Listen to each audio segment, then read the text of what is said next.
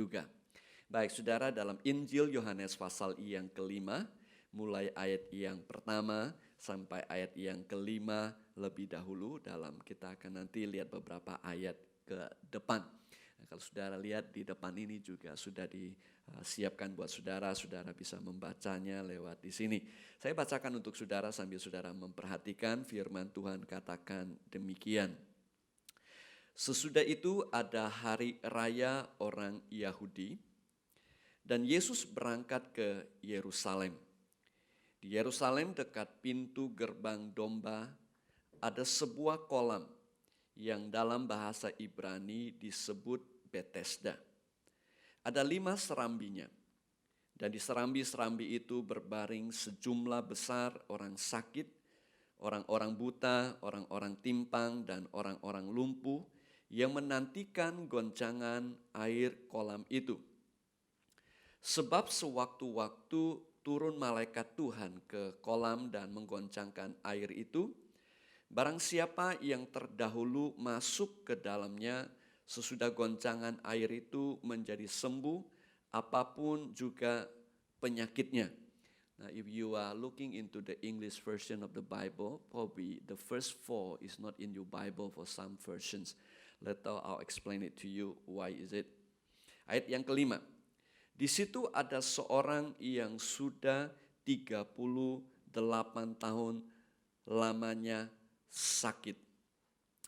Nah, saya yakin saudara pernah mengalami di mana Anda harapkan sesuatu, kemudian tidak terjadi. Tetapi ada kalanya sesuatu yang saudara tidak expect, saudara tidak harapkan, malah terjadi. Contohnya mungkin ada di antara kita yang atau banyak orang di dunia ini sekarang ini zaman pandemik, waktu di tahun yang lalu awal tahun mereka mungkin expect kalau bisnis akan lebih bagus. Sebagian orang mengalami bukan saja tidak bagus tapi banyak sekali yang bangkrut dan bahkan tokonya tutup. Bahkan di Singapura juga cukup banyak. Tapi ada sebagian yang mungkin tahun lalu berpikir, wah tahun sebelumnya saja sudah susah cari kerja, apalagi tahun ini. Tetapi ada juga yang tahun lalu yang dapat pekerjaan di luar daripada ekspektasi. Nah, ekspektasi orang saudara kadang-kadang bisa baik, kadang tidak. Demikian juga dalam kehidupan kita itu saudara, dan ayat yang kita baca barusan saja memberitahukan kepada kita mengenai Yesus yang menyembuhkan seorang yang telah sakit 38 tahun. Selama 30 tahun dia menderita dan segala usaha yang dia lakukan, yang telah dia coba, harapannya untuk sembuh selalu mengecewakan. Oleh karena itu pada waktu dia disembuhkan oleh mujizat Tuhan yang kita baca, ini merupakan sesuatu yang tak terduga. Dia tidak pernah expect, tidak pernah menduga bahwa dia akan sembuh dari penyakitnya setelah 38 tahun. Nah, ayat firman Tuhan yang kita baca memberitahukan kepada kita beberapa hal yang penting, saudara. Bahwa harapan daripada orang ini mengalami harapan atau ekspektasi yang kosong. Ada beberapa yang kosong, saudara, tidak mungkin itu kurang bagus itunya. Yang pertama adalah bahwa hari raya yang dia harapkan untuk bisa mendatangkan sukacita, kebahagiaan, tetapi juga mengalami kekosongan. Let me explain to you why is that. Nah, Alkitab memberi kita bahwa sesudah itu ada hari raya orang Yahudi dan Tuhan Yesus berangkat ke Yerusalem. Nah, orang Yahudi khususnya yang laki-laki, all the Jewish males, they are required to go to Jerusalem at least 3 times a year for the 3 festivals or 3 feasts. Jadi ada 3 perayaan orang Yahudi di mana laki-laki orang Yahudi itu harus datang ke Yerusalem. Untuk apa? Untuk merayakan perayaan itu. Salah satunya adalah perayaan Paskah. Nah, Paskah itu bukan hanya perayaan orang Kristen. Sebelum Yesus mati, sebelum Yesus datang, sudah ada Paskah zaman dulu orang Yahudi. Dirayakan oleh orang-orang Yahudi. Perayaan mereka adalah mengingat di mana saudara masih ingat waktu Tuhan datang menghukum orang Mesir, di mana anak pertama mereka semua, anak sulung semuanya mati. Tetapi rumah orang Yahudi, orang Israel yang ditaruh atau dibasuh dengan darah anak domba. Waktu malaikat Tuhan datang lihat ada darahnya, rumah itu anaknya tidak mati. Tuhan lewat Passover, Tuhan melewatinya. Jadi setiap tahun mereka merayakan perayaan itu. Untuk apa saudara? Mengingat akan kasih Tuhan, perlindungan Tuhan, kemurahan Tuhan dalam hidup mereka. Di mana Tuhan melepaskan mereka daripada perbudakan selama 400 tahun di tanah Mesir. Sekarang mereka lepas saudara. Tentu saja perayaan itu merupakan perayaan yang penuh dengan sukacita. Nah, kita sebagai orang Kristen merayakan Paskah. Itu bukan Paskahnya orang Yahudi, tapi kita mengingat Yesus yang mati di atas kayu salib pada hari Paskah. Yang melepaskan kita daripada segala dosa oleh karena pengampunan daripada Tuhan, darah Yesus dalam hidup kita. Di mana di hadapan Tuhan saudara kita dibenarkan oleh karena apa yang Yesus lakukan. Oleh sebabnya kita percaya kepada Dia, Alkitab berkata kita beroleh keselamatan dan hidup yang kekal. Di hadapan Tuhan kita dilindungi oleh darah Yesus. Amin saudara. Jadi setiap kita yang percaya kepada Yesus, ada darah Yesus dalam kehidupan kita, kita dilepaskan daripada penghakiman Tuhan. Makanya kita punya keyakinan nanti kita ketemu Tuhan, ada berkat, ada upah yang besar dalam hidup kita. Nah, perayaan yang kedua yang dirayakan oleh orang Yahudi adalah mereka itu merayakan yang disebut perayaan Pentakosta. Nah, perayaan Pentakosta bukan hanya orang Kristen. Kalau kita merayakan Pentakosta, itu perayaan di mana Roh Kudus dicurahkan. Hari yang ke-50, makanya namanya Pentakosta. Nah, orang Yahudi juga merayakan hari Pentakosta. Kalau di Alkitab Anda bisa membacanya, disebut sebagai hari raya 7 minggu, the 7 weeks of celebrations. Jadi 7 weeks, 7 minggu, kemudian hari berikutnya, hari yang ke-50, mereka merayakan perayaan besar. Nah, perayaan itu untuk apa saudara? Untuk mengingat Tuhan memberikan Taurat kepada orang Yahudi. Jadi mereka mengingat begini, zaman waktu dilepaskan di Mesir, mereka dilepaskan secara jasmani, lepas dari perbudakan orang Mesir. Waktu diberikan hukum Taurat, mereka dibebaskan dari perbudakan berhala orang Mesir, dari penyembahan yang sia-sia, mereka dilepaskan secara rohani. Nah, itu sebabnya saudara, waktu mereka ke Yerusalem ada perayaan besar, ada pesta saudara, ada sukacita seperti kalau kita Chinese New Year, ada angpau, ada makanan banyak gitu saudara, atau Natalan saudara. Mestinya masa-masa yang penuh dengan sukacita, itu perayaan mereka. Nah, ada satu perayaan lagi saudara, orang Yahudi merayakan yang mengharuskan mereka datang adalah namanya perayaan Pondok Daun. Nah, perayaan Pondok Daun ini dalam bahasa Inggris is the Feast of Ingathering. Jadi mereka itu merayakan yang disebut sebagai panen akhir. Jadi saudara, jadi selain perayaan-perayaan ini berhubungan dengan rohani, juga berhubungan secara agricultural sebagai pertanian.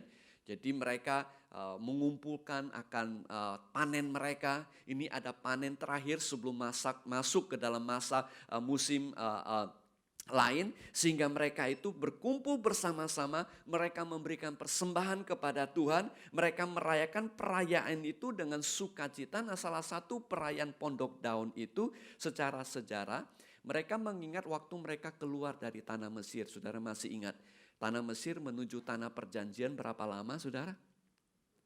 40 tahun.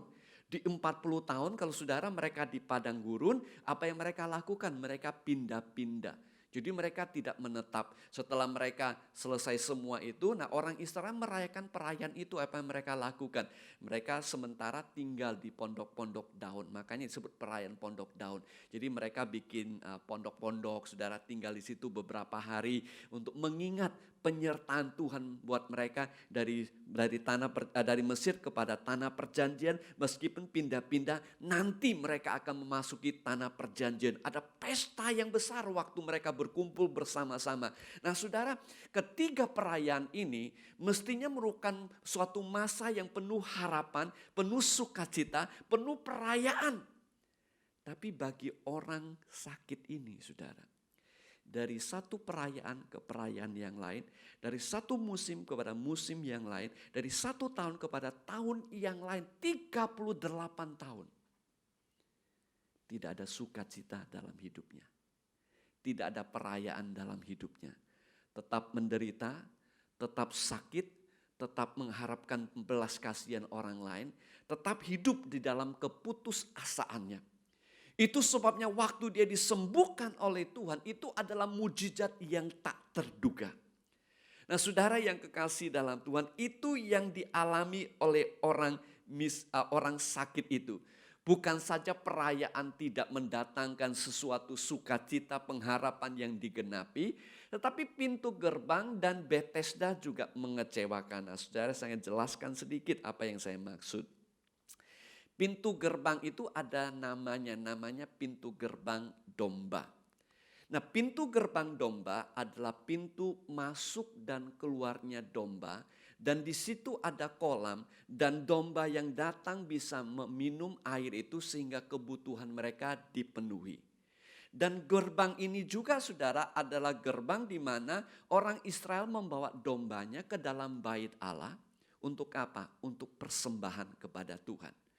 Dengan kata lain, saudara, bahwa pintu gerbang ini yang disebut pintu gerbang domba melambangkan semua kebutuhan dipenuhi. Kebutuhan domba dipenuhi, kebutuhan umat Tuhan untuk memberikan persembahan dipenuhi. Tetapi bertahun-tahun, saudara, orang yang sakit 38 tahun ini kebutuhannya tidak pernah dipenuhi. Kebutuhannya untuk sembuh tidak pernah dipenuhi. Nanti kita akan baca, saudara. Kerinduannya masuk ke dalam bait Allah juga tidak dipenuhi. Hidupnya selalu berdasarkan kebutuhan, kebelas kasihan orang lain. Tetapi pada waktu Yesus datang menyembuhkan dia, mujizat itu menjadi sesuatu yang tidak pernah dia duga. Karena dari tahun ke tahun, musim ke musim, kebutuhannya tidak pernah dipenuhi.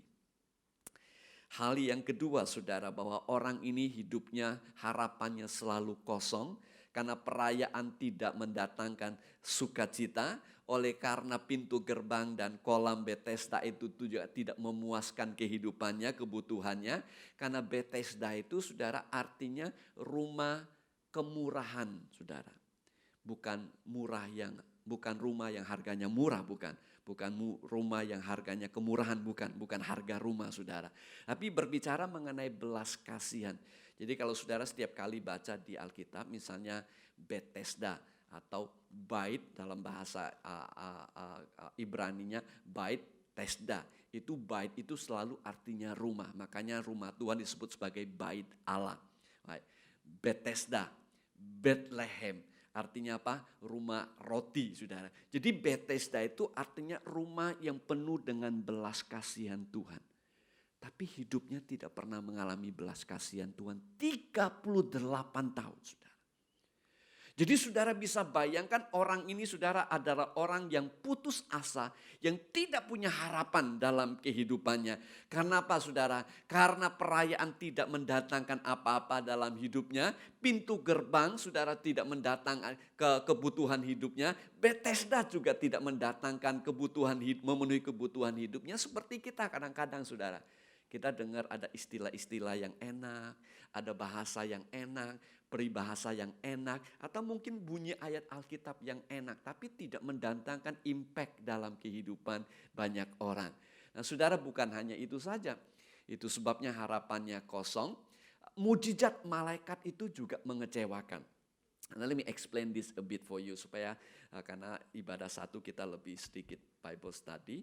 Nah, seperti yang tadi saya katakan, as I mentioned to you, in some version of the Bible, for the English version, verse 4 was not included. Ayat yang keempat di dalam bahasa terjemahan Alkitab Inggris banyak yang apa? Karena banyak catatan yang lebih tua sebelum abad yang keempat, banyak ayat itu, banyak catatan yang ayatnya tidak ada. Tapi setelah itu ada. Kenapa? Kemungkinan besar para pencatat Alkitab mereka masukkan ayat yang keempat untuk menjelaskan ayat yang kelima.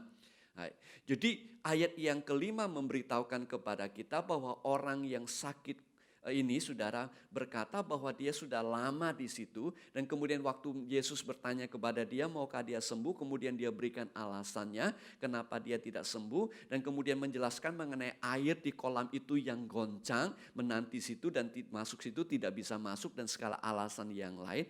Dan kemungkinan saudara ayat yang keempat itu menjelaskan kenapa banyak orang sakit berada di kolam Bethesda itu. Jadi ini percayaan mereka. Apakah itu terjadi kita tidak tahu. We don't know whether this thing happened or not. Whether ever angel ever came down to that thing. Whether ever the pool or the water in the pool of the Bethesda ever stirred up. We never know. But it's just the description. Alkitab hanya mencatat apa yang terjadi dalam kisah itu saudara. Jadi saudara andai kata pun itu terjadi. Bagi orang sakit ini saudara mujizat itu tidak ada artinya. Kenapa? Karena dia tetap tidak mendapatkan kesembuhan. Mujizat malaikat pun mengecewakan kehidupannya. Jadi orang ini saudara, itu sebabnya dia tidak heran kalau orang ini saudara sudah tidak ada harapan. Selalu kecewa. Selalu apa saudara? Selalu kecewa. Perayaan tidak bawa faedah buat dia. Tetap saja hidup dalam duka cita, dalam kesedihan karena tidak sembuh. Segala istilah yang enak, mungkin ayat-ayat yang enak, kutipan yang enak itu juga tidak membawa manfaat dalam kehidupannya. Demikian juga dengan mujizat yang katanya bisa terjadi di kolam Bethesda itu juga tidak mendatangkan mujizat dalam kehidupannya. Nah saudara yang kekasih dalam Tuhan, banyak hal dalam kehidupan ini yang bisa mengecewakan kita.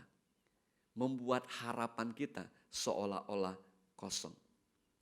Mungkin pengalaman rohani, mungkin kutipan atau ungkapan dan istilah-istilah yang menarik, bahkan mujizat yang kita dengar terjadi, tapi kok tidak terjadi dalam kehidupan kita, sehingga sebagian orang yang mengalami demikian, sudah putus asa, putus harapan. Tidak pernah berharap lagi. Tidak pernah punya keinginan untuk lebih maju lagi. Tidak punya keinginan untuk lepas daripada penderitaan. Tidak punya keinginan untuk lepas dari belenggu lagi. Karena hidupnya begitu saja. Yang mau diharapkan tidak terjadi. Tetapi saudara pada hari itu, mujizat yang tidak terduga terjadi dalam kehidupannya. Kenapa? Karena ada Yesus datang menemui dia. Demikian juga kita saudara. Pengalaman kita bisa tidak enak. Tapi selama ada Yesus dalam hidup kita, mujizat masih bisa terjadi. Itu sebabnya saudara, bahwa masih ada harapan dalam Kristus. Katakan sama-sama ada apa saudara? Masih ada harapan di dalam Kristus. Ayat firman Tuhan berkata demikian, kita baca sama-sama ya sambil saudara aktif. Dikatakan sama-sama 2, 3. Ketika Yesus melihat orang itu berbaring di situ dan karena ia tahu bahwa ia telah lama dalam keadaan itu, berkatalah ia kepadanya, maukah engkau sembuh? Nah, saudara kan tadi baca bahwa di kolam Bethesda itu tidak hanya orang sakit satu ini. Banyak orang sakit. Berapa orang sakit sudah? Banyak. Pernah gak saudara bertanya demikian dalam hati Anda waktu baca ayat ini? Kenapa Yesus hanya datang kepada orang ini? Paling tidak dari catatan ini yang kita tahu. Apakah Yesus menyembuhkan yang lain kita tidak tahu. Tapi kenapa Yesus datang kepada satu orang ini? Mungkin saudara saya bisa menebak. Mungkin karena orang ini paling membutuhkan pertolongan Tuhan. Bukan karena lamanya dia sakit. Bukan karena lamanya dia menderita.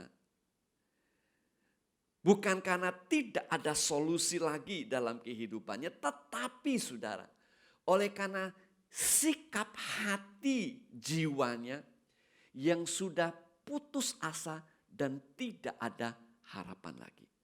Maksud saya begini, yang lain itu masih punya harapan pingin sembuh saudara. Tapi orang ini sudah tidak punya ada harapan lagi untuk sembuh. Sudah putus asa jiwanya, sudah ada keputusasaan dalam kehidupannya. Tapi kita bersyukur, Alkitab berkata demikian. bahwa bulu yang patah terkulai tidak akan dihapuskannya dan sumbu yang pudar nyalanya tidak akan dipadamkannya sampai ia menjadikan hukum itu menang. Terjemahan Inggris katakan demikian. He will not crush the weakest need or put out a flickering candle. Nah, Tuhan kita itu saudara adalah Tuhan yang tidak pernah putus asa. Kadang-kadang kita putus asa, tapi Tuhan tidak pernah putus asa. Itu maksudnya. We might lose hope, but God never lose hope on us. Itu luar biasanya Tuhan, saudara. Kita aja udah putus asa sama diri kita dan keadaan kita. Tapi Tuhan itu firman Tuhan berkata, dia tidak memadamkan saudara akan lampu yang mulai pudar. Yang sudah tidak ada harapan lagi.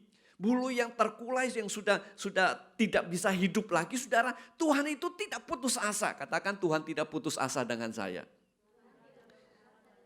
Nah, Tuhan juga tidak pernah putus asa dengan hidup kita, dengan orang yang kita kasihi. Tuhan itu gak pernah putus asa. Orang lain udah putus asa, semua sudah putus asa, kita sendiri sudah putus asa, Tuhan tidak pernah putus asa. Itu luar biasanya Tuhan kita. Amin, saudara.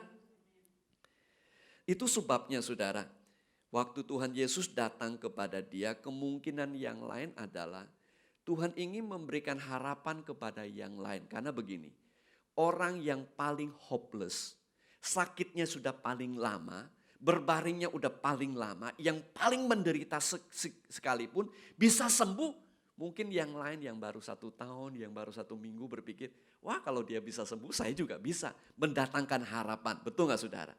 Itu kadang-kadang kesaksian juga begitu. Ada orang berikan kesaksian, menderita, susah, pergumulan. Tuhan kasih jalan keluar. Kemudian yang lain mendengar, oh dia udah lama menderita, udah susah hidupnya. Gak mungkin ditolong. Ternyata ada jalan keluar. Kita yang menderita sedikit berpikir, wah kalau dia ditolong Tuhan, saya juga bisa ditolong Tuhan. Amin, saudara. Kemungkinan itu yang Tuhan Yesus lakukan, saudara. Nah, Tuhan Yesus berkata kepada dia katakan, maukah engkau sembuh? Mestinya saudara, menurut saudara dan saya, orang itu jawab apa saudara? Mau. Siapa sih yang gak mau sembuh? Udah 38 tahun sakit, udah cukup. Yesus berkata, maukah engkau sembuh? Jawabannya mestinya, mau secepatnya. Apalagi dia sudah menunggu di kolam Bethesda yang pingin disembuhkan. Mestinya mau sembuh dong, betul gak saudara? Tapi itu bukan jawabannya dia. Bukan jawabannya dia. Justru Yesus tanya, maukah engkau sembuh? Dia jawab begini, saudara, orang yang sakit itu. Dia katakan, Tuhan. Nah, jawaban terjemahan bahasa Inggris bukan Lord or God. Karena dia belum kenal Yesus. Nah itu luar biasanya Tuhan Yesus. Bisa memberkati orang yang belum kenal dia. Jadi saudara punya keluarga yang belum kenal Yesus, jangan takut. Jangan takut Tuhan tidak pulihkan, Tuhan tidak dengar doa. Bukan saudara. Tuhan Yesus itu peduli sama orang yang belum kenal dia sekalipun. Nah terjemahan bahasa Inggris katakan Sir. Atau Master, Tuan. Bahasa Inggris kalau kita orang Singapura bilang Uncle. Nah kira-kira begitu sudah. Jadi belum kenal Yesus. Jadi terjemahan Inggris Tuhan, seolah-olah dia udah kenal Yesus, Tuhan, God, Lord. Bukan saudara. It just say Sir, bahasa Inggris. Jadi terjemahan Indonesia katakan Tuhan saudara ya. Itu terjemahan kurang tepat. Dia katakan tidak ada orang yang menurunkan aku ke dalam kolam itu apabila airnya mulai goncang. Dan sementara aku menuju ke kolam itu, orang lain sudah turun mendahului aku. Now, we are not really sure whether it is true or not. Kita tidak tahu apakah orang ini berkata benar atau tidak. Tapi yang kita tahu adalah ketika Yesus bertanya, maukah engkau sembuh? Yang dia datang, yang keluar dari pikiran dan hatinya adalah alasan mengapa dia tidak bisa sembuh. That's not what Jesus was asking. Do you want to get healed? That's what his questions. He was not asking whether, not been healed? How come you still here 30 years, 38 years? He was not asking those questions. Yesus simply bertanya, maukah engkau sembuh? Tetapi orang ini banyak alasan dan kelihatannya alasannya masuk akal. It's a valid reason seems to be. Of course we said, you cannot blame him. Nobody helping him. When things happen, everybody else go after him. The first one who get healed. Nobody's going to help him. He's been waiting for 38 years.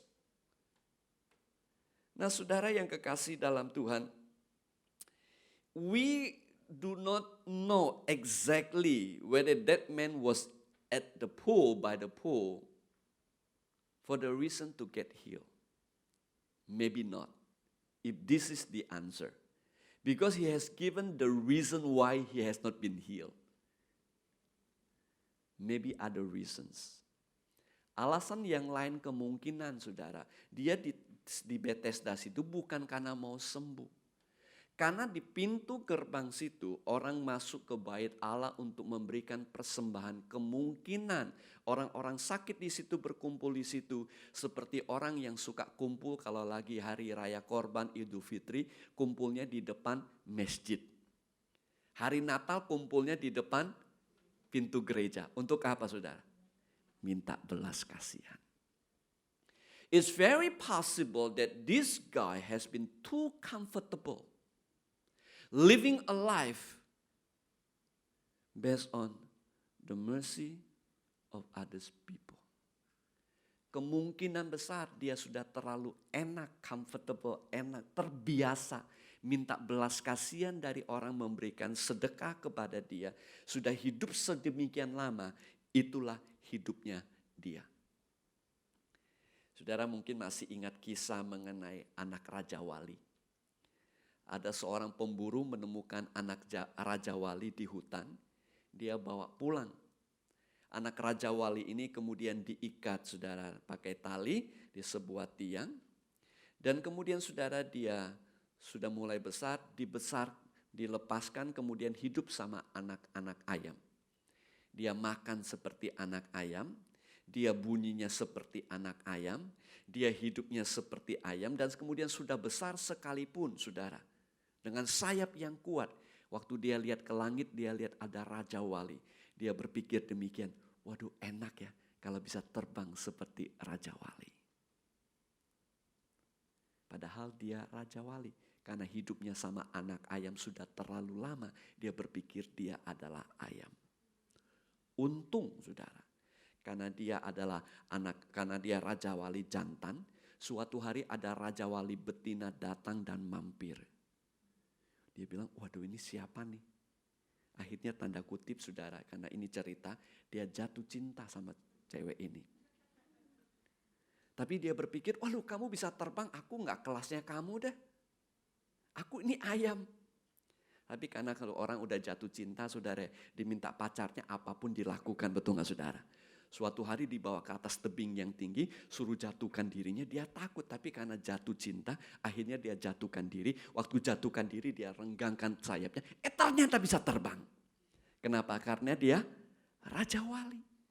Tapi karena sudah lama hidup seperti anak ayam, dia berpikir dia ayam. Nah orang ini kemungkinan besar juga demikian. Dia katakan, Tuhan tidak ada orang yang menurunkan aku.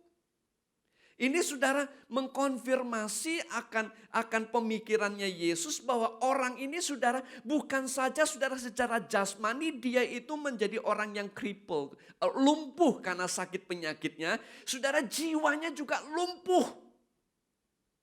Tidak punya harapan lagi, tidak punya ekspektasi lagi, tidak punya cita-cita lagi, tidak punya keinginan lebih maju lagi. Nah banyak orang demikian. Tapi saudara ingat saudara, banyak orang hidup dalam dosa terbelenggu berpikir itu memang keadaannya. Saudara ingat firman Tuhan berkata kita adalah orang-orang yang lebih daripada pemenang. Dan firman Tuhan berkata kalau Tuhan Yesus anak Allah yang memerdekakan kita, kita sungguh-sungguh merdeka. Kita bisa hidup benar di dalam Tuhan dan hidup melakukan kehendak Tuhan dan mencapai apa yang Tuhan ingin kita capai dalam hidup kita. Yang percaya katakan, Jadi kalau yang tidak punya harapan, hari ini saya berdoa.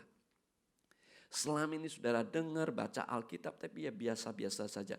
Saya berdoa, hari ini adalah mujizat yang tak terduga dalam hidup Anda. Karena Anda berkata demikian, aku percaya firman Allah. Aku percaya firman Tuhan. Nah, harapannya saudara yang selama ini tidak menjadi kenyataan, dan sebagian orang juga begitu saudara dalam hidup mereka. Kadang-kadang kita ketemu orang yang nggak pernah mau maju lagi, nggak pernah mau coba lagi, nggak punya harapan lagi. Kalau orang sudah pergumulannya terlalu lama, kita harus maklumi orangnya bisa begitu. Tapi saudara dan saya harus berusaha untuk kita jangan mengizinkan pengalaman pahit kita, jangan mengizinkan kekecewaan kita, jangan mengizinkan pergumulan kita yang berkepanjangan untuk membuat melumpuhkan kehidupan kita. Nah, hari ini juga demikian, banyak orang, saudara, saya baru saja baca ada seorang wanita di Hong Kong. Keluarganya kaya, dia orang cukup berhasil, dia orang banyak sekali kehidupannya yang cukup berhasil, tapi ada pergumulan pribadi. Dia pacaran sama pacarnya tidak mau bertanggung jawab, dia sudah punya anaknya 8 bulan, saudara, malah dia lompat dari gedung tinggi dan mati sama anaknya umur 8 bulan, saudara. Kenapa, saudara? Karena sudah putus asa. Orang putus asa itu dalam pergumulan, dia harapin supaya pacarnya mau kawin sama dia. Padahal orang yang kaya raya, dari keluarga kaya raya, saudara. Kenapa? Karena jiwanya itu sudah lumpuh. Harapannya sudah lumpuh. Nah, kita, saudara dan saya sebagai anak Tuhan, apapun pengalaman kita harus selalu ingat ada harapan di dalam Tuhan Yesus Kristus. Karena kita ditentukan sebagai orang-orang yang lebih daripada pemenang. Saudara percaya itu? Nah, saudara, itu sebabnya kita jangan banyak alasan. Kita tetap percaya pada firman Tuhan. Yang percaya katakan amin. Nah, saudara, waktu saya sudah mau habis. Mujizat yang tak terduga. Dikatakan demikian ayat 8 dan 9 dan saya bacakan untuk Anda. Kata Yesus kepadanya, bangunlah, angkatlah tilammu dan berjalanlah. Yuk kita baca sama-sama. Bangunlah, 2, 3. Bangunlah, angkatlah tilammu dan berjalanlah. Sekali lagi, 2, 3. Bangunlah, angkatlah tilammu dan berjalanlah. Dan pada saat itu juga sembuhlah orang itu, lalu mengangkat tilamnya dan berjalan. Tetapi hari itu, hari Sabat. Nah, kita akan kesampingkan itu dulu karena hari Sabat itu kan ada khotbah tersendiri. Nah, saudara, mungkin Anda telah mencoba dan berusaha berulang-ulang dan tidak ada hasilnya. Kadang kita bisa begitu. Tapi perkataan Tuhan Yesus, firman Tuhan itu berkuasa menciptakan dari yang tidak ada menjadi ada. Kenapa? Karena Tuhan Yesus adalah Tuhan yang datang sebagai manusia. Selama kita percaya firman Tuhan, yang tidak mungkin bisa mungkin terjadi. Yang menarik adalah Yesus berkata, bangunlah, angkatlah tilammu dan berjalanlah. Apa saudara, Yesus katakan apa? Bangunlah, angkatlah tilammu dan mestinya Yesus berkata apa, saudara? Sembuhlah engkau. Sudah perhatikan ya? Ada kalanya Tuhan Yesus berkata pada orang sakit, berkata, sembuhlah. Orangnya sembuh. Tapi pada orang yang lumpuh 38 tahun ini, bukan itu yang Tuhan Yesus katakan. Kenapa, saudara? Karena sekali lagi orang ini tidak hanya lumpuh secara jasmani, tapi rohaninya sudah lumpuh. Hatinya sudah lumpuh, cita-citanya sudah lumpuh, jiwanya sudah lumpuh. Itu sebabnya Yesus perlu memerintahkan, dia katakan, bangun, angkat tilammu, berjalan. Dengan kata lain, saudara, mujizat ini terjadi juga akibat salah satu harus didalami adalah jiwanya yang perlu dipulihkan. Dia perlu bangkit, dia perlu melakukan bagiannya. Katakan dia perlu melakukan apa, sudah? Nah, kadang-kadang Tuhan melakukan demikian. Ada bagian yang harus kita lakukan. Kalau kita mau bangun, kita mau bangkit, kita mau lebih baik lagi, kita harus lakukan bagian kita. Kita lakukan apa, saudara? Bagian kita. Dan itu sangat penting dalam kehidupan kita. Nah, saudara, bagi manusia dan bagi orang yang sakit itu, mujizat ini adalah sesuatu yang tidak terduga. hidup kita, saudara dan saya, firman Tuhan juga berkata bahwa banyak hal yang baik dari Tuhan yang tak terduga bisa terjadi. Kenapa? Karena firman Tuhan berkata demikian, bagi dialah yaitu Tuhan yang dapat melakukan apa saudara? Jauh lebih banyak daripada apa yang kita doakan dan pikirkan. Jadi saudara doakan, saudara doa, kemudian sudah pikirkan, artinya keinginan saudara, Anda, cita-cita Anda. Firman Tuhan berkata Tuhan itu bisa melakukan jauh, katakan apa saudara? Jauh lebih banyak.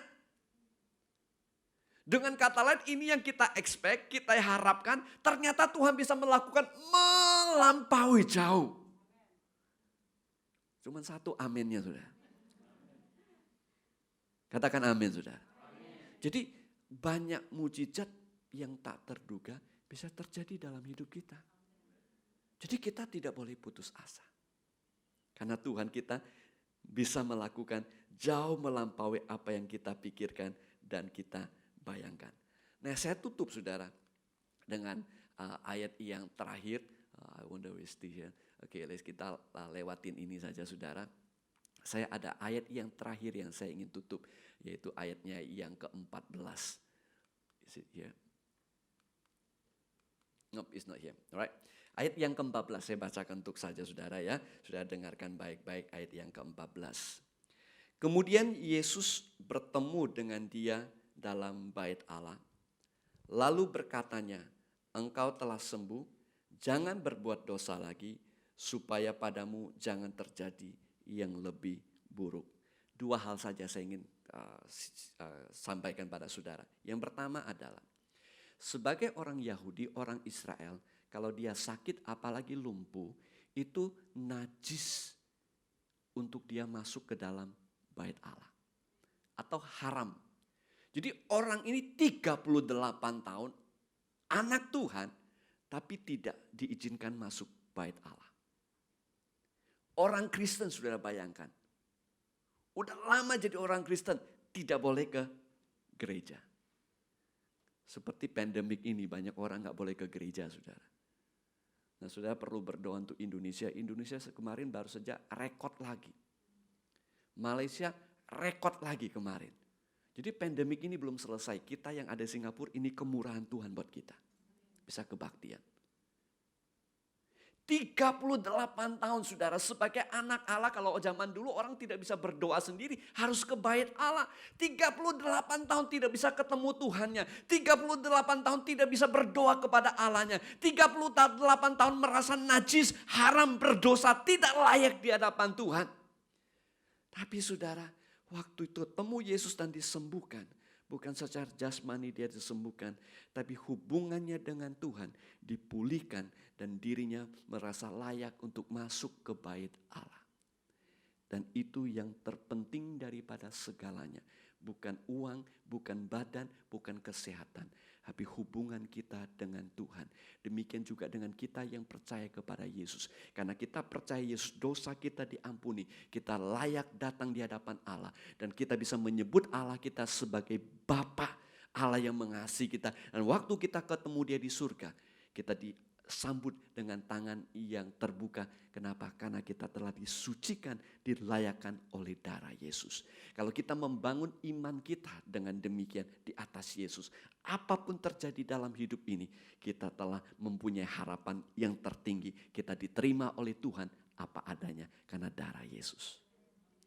Dan yang terakhir adalah, Yesus berkata, jangan berbuat dosa lagi supaya jangan yang lebih buruk terjadi kepada kamu. Dengan kata lain, apapun yang Tuhan lakukan dalam hidup Anda, mujizat terjadi, itu baru permulaan. Katakan baru apa? Permulaan. Itu sebabnya kita harus tetap setia. Kita harus tetap tekun di dalam Tuhan, apapun yang terjadi. Mari kita bangkit berdiri bersama-sama. Lagu yang terakhir, hidupku. Haleluya. Hidupku menggenapi firman.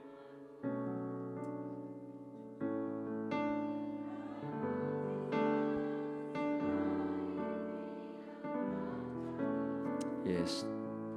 Kau bersamaku di dalamku, jadi bukti kebesaran-Mu.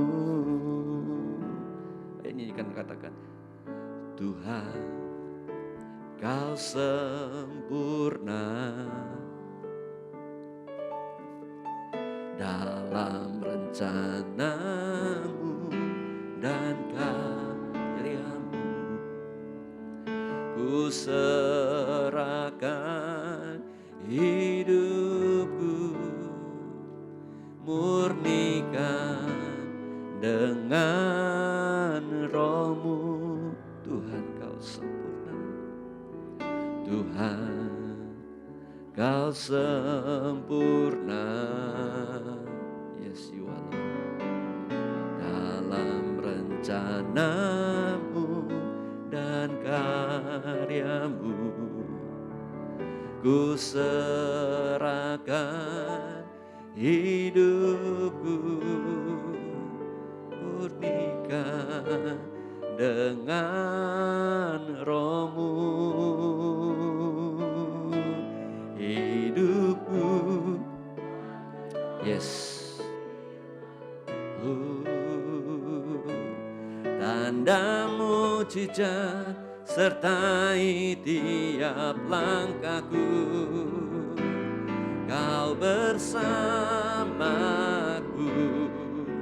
di dalamku, jadi bukti kebesaran-Mu. Tuhan, kami bersyukur pada pagi ini.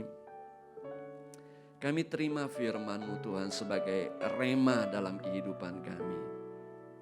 Kami percaya firman-Mu Tuhan, selalu ada harapan di dalam Tuhan kami Yesus Kristus.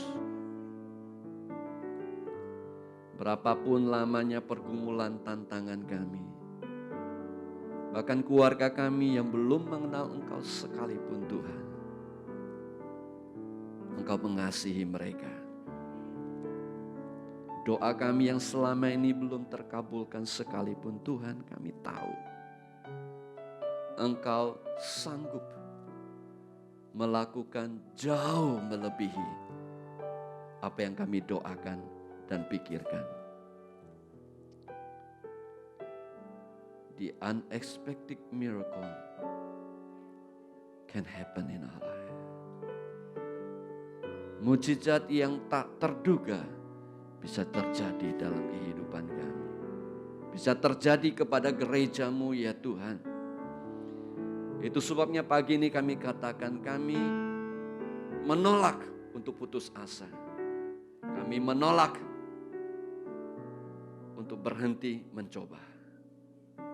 Tapi kami terus berharap dan berusaha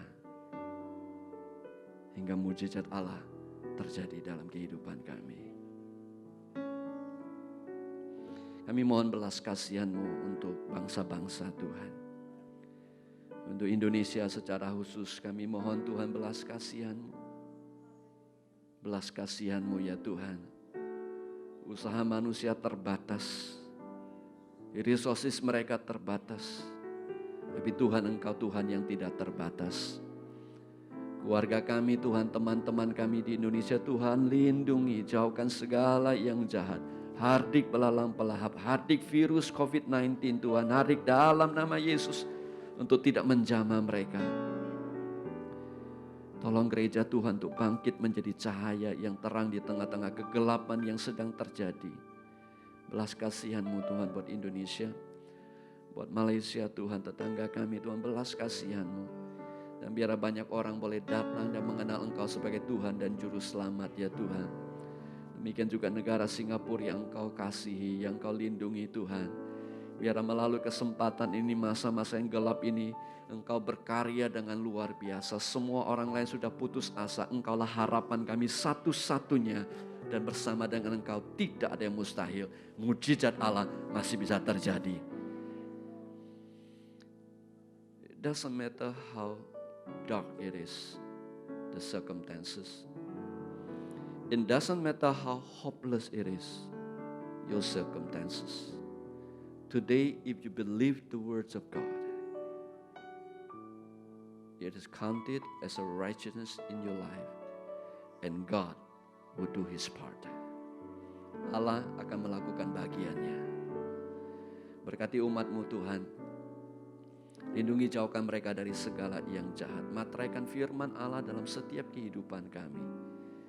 Tuhan, Engkau bukakan tingkap-tingkap langit memberkati mereka berkat rohani jasmani yang berlimpah-limpah. Yang mustahil menjadi tidak mustahil. Yang lemah menjadi kuat. Yang terbelenggu dilepaskan. Yang sakit disembuhkan. Berkati berkat rohani jasmani berlimpah-limpah, keuangan, kesehatan, Tuhan berkati. Lindungi mereka dari segala yang jahat, gagalkan niat jahat manusia, gagalkan rencana iblis, tegakkan kerajaan-Mu, jadi kehendak Tuhan yang sempurna dalam hidup umat-Mu. Bangkitkan harapan dalam hati setiap umat-Mu Tuhan. Memiliki sukacita pengharapan yang besar di dalam Engkau. Bukan keadaan dunia ini, tapi di dalam Yesus selalu ada harapan. Umat yang dikasih Tuhan, angkat kedua tangan saudara, terimalah berkat daripada Tuhan. Lift up both your hand, receive the blessings of the Lord. Wherever you are, God is there with you. Receive the blessings of the Lord.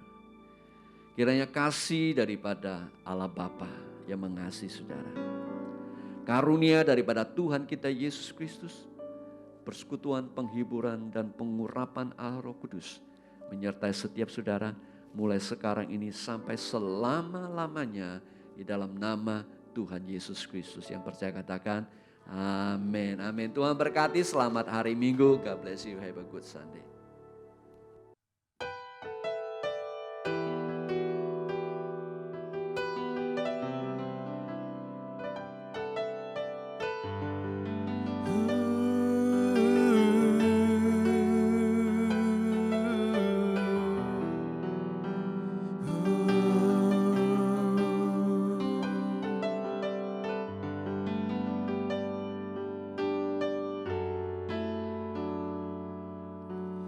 Christ is my reward and all of my devotion.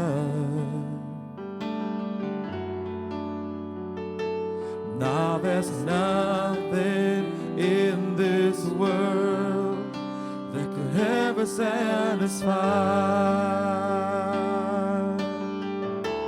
Through every trial, my soul will sing, no turning back. My hands set free. Christ is enough for me.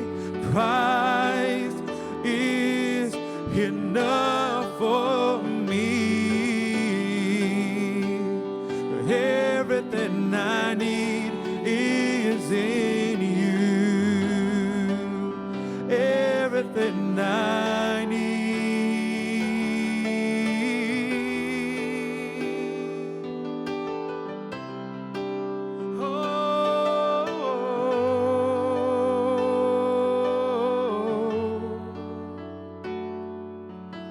Christ is my all in all, the joy of my salvation. Yes, Lord.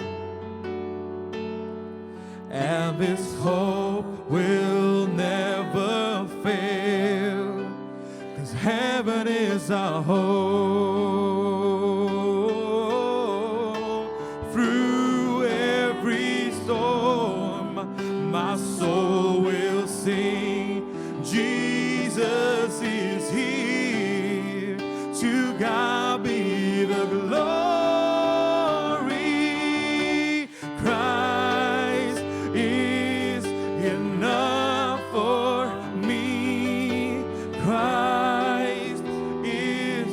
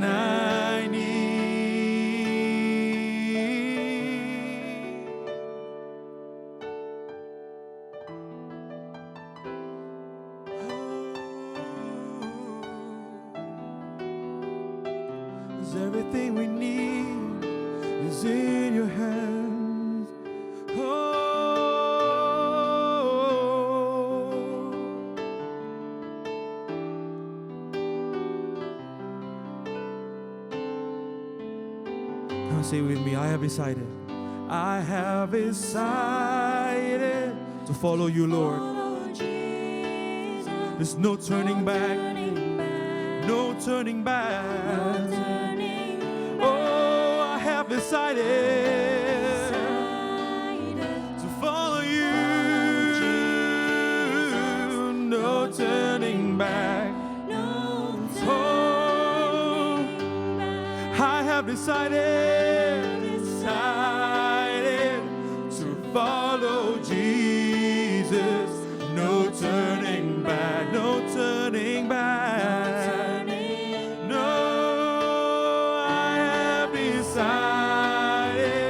To follow Jesus, no turning back, no turning. The cross before me,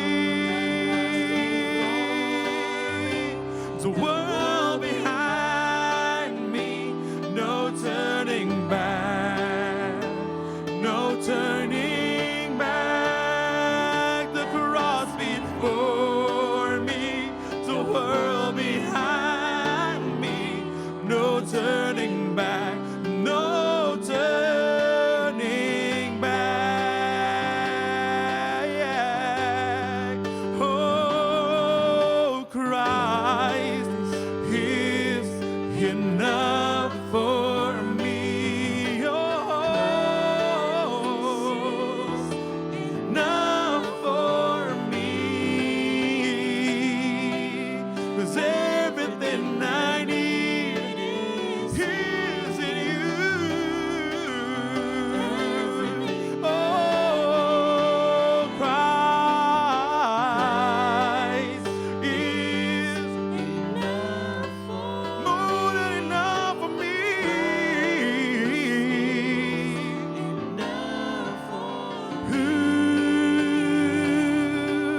'Cause everything I need is in you.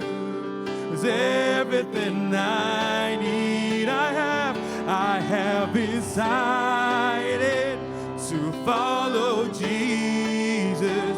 No turning back.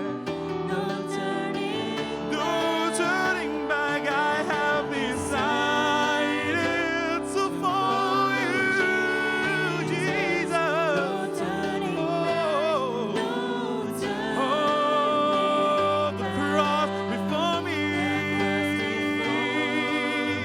the world behind me, no turning back, no turning back. The world behind me, no turning back, no turning. Come on, say it with me. No turning back. Yes, Lord. No turning back.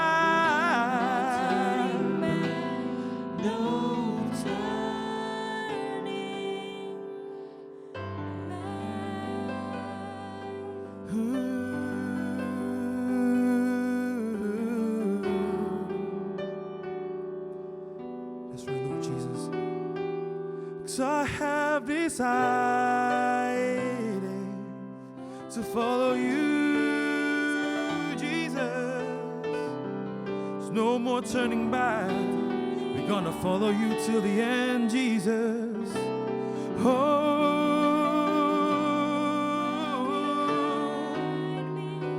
no turning back, no turning.